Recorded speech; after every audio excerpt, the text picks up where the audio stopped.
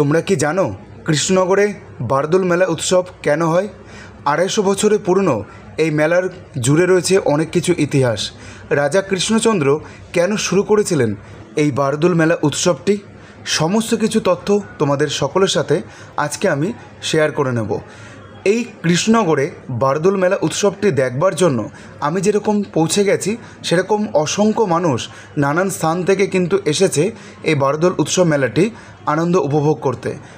রাজা কৃষ্ণচন্দ্রের কাছে একবার ছোট রানীমা দেখতে চেয়েছিলেন বীরনগরের মেলা উৎসব, কিন্তু রাজামশাই কর্মস্থানে ব্যস্ত থাকার কারণে উনি আর নিয়ে যেতে পারেননি। তাই ছোট রানীমার অভিমান ভাঙানোর জন্য চৈত্র মাসে 1764 খ্রিস্টাব্দে শুক্ল একাদশীতে শুরু করেছিলেন রাজা কৃষ্ণচন্দ্র বারদোল উৎসবটি, যেখানে অসংখ্য মানুষ ভিড় করে আসেন। এই 12টা দিন মেলা প্রাঙ্গণ মাঠটিকে আলোকিত করে তোলেন। আর এখানে কিন্তু কৃষ্ণ ঠাকুর রাজবেশ, ফুলবেশ এবং রাখাল বেশে 3 দিনে পূজিত হয়। রাজবাড়ি গেট কোন দিন খোলা থাকে তোমাদেরকে একটু জানিয়ে রাখি। বাসন্তী পুজো চৈত্র মাসে তোমরা গেট খোলা পাবে, জগদ্ধাত্রী পুজো এবং দুর্গা পুজোয়। এবং বারদোল মেলা উৎসবে মাত্র 3 দিন এই রাজবাড়ি গেটটি খোলা থাকে। তোমরা অনায়াসে এখানে ভেতরে তোমরা দেখতে পারবে। এবং তোমরা কিভাবে আসবে এই বারদোল মেলা উৎসবটি আনন্দ উপভোগ করবার জন্য, চলো তোমাদেরকে জানিয়ে রাখি।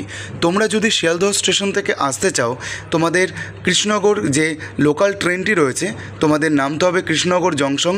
এবং এখান থেকে তোমরা অটো বা টোটো ধরে মাত্র 20 টাকা জনপ্রতি ভাড়া দিয়ে পৌঁছে যেতে পারো রাজা কৃষ্ণচন্দ্রের রাজবাড়ি। আমার প্রাণের শহর যেহেতু নবদ্বীপ ধাম, তাই আমি আমার নবদ্বীপ ধাম থেকেই ভিডিওটি শুরু করছি।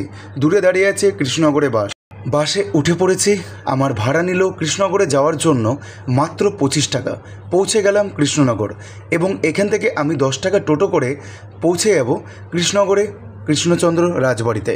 এই দেখো, আমি এখন চলে এলাম রাজা কৃষ্ণচন্দ্রের রাজবাড়ি। তোমরা চাইলে এইভাবে আসতে পারো। বারদোলের উৎসব শুরু হতে চলেছে 8 তারিখ, অর্থাৎ আজকের দিন থেকেই। এই 8ই এপ্রিল থেকে শুরু হবে এবং 12 দিন থাকবে এই রাজবাড়ি যে মেলা প্রাঙ্গণ মাঠ এবং মানুষজনের ঢল।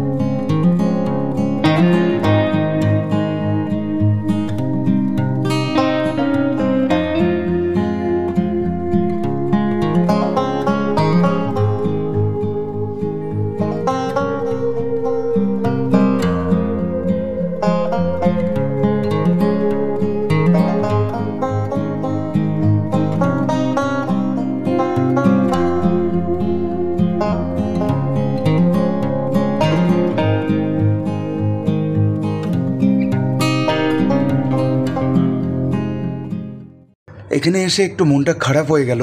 কৃষ্ণনগরে যে 3টে দিন বারদোল মেলা উৎসবে রাজবাড়ি গেটটি খুলে দেওয়া হয়, সেখানে কিন্তু তোমরা শুধুমাত্র নাট মন্দির পর্যন্তই দেখতে পারবে। যেরকম আমি সমস্ত কিছু দর্শন করছি এবং তোমাদেরকে দেখাচ্ছি। এখানে 3টে বেশে কিন্তু কৃষ্ণ ঠাকুর সজ্জিত হয়। একটা হচ্ছে রাখাল বেশ, একটা হচ্ছে ফুল বেশ, আর একটা হচ্ছে রাজবেশ।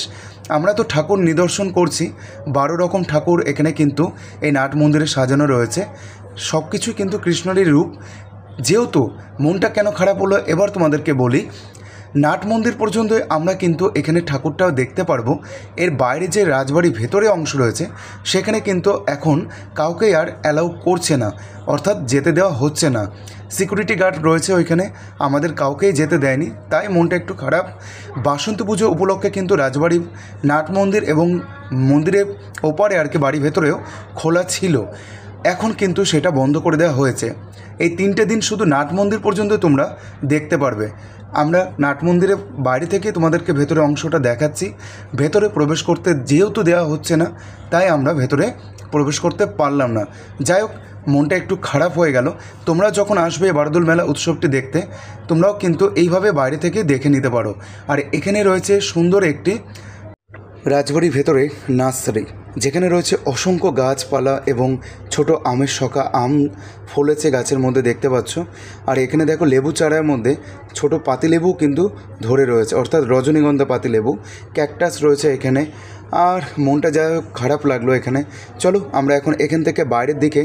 আর এখানে কিন্তু অসংখ্য যারা ভিক্ষুক রয়েছে তারা রয়েছেন, অনেকে বাড়ি থেকে চাল ডাল ব্যাগে করে নিয়ে আসে এবং সকলকেই অন্নদান করেন আর কি। যে এই সময়টায় অন্নদান করাটাও উচিত, কারণ অনেক মানুষই আছেন না খেয়ে, অনেকের জীবনযাপন কাটে। তো যাই হোক, সকলে কিন্তু এখানে বহুরূপীভাবেও সেজে রয়েছে। এখানে যেরকম কৃষ্ণ রয়েছে, তোমরা দেখতে পাচ্ছ এই কৃষ্ণ একটি ভাইকে, যিনি বহুরূপী সেজেছেন, কৃষ্ণ রূপ সেজেছেন।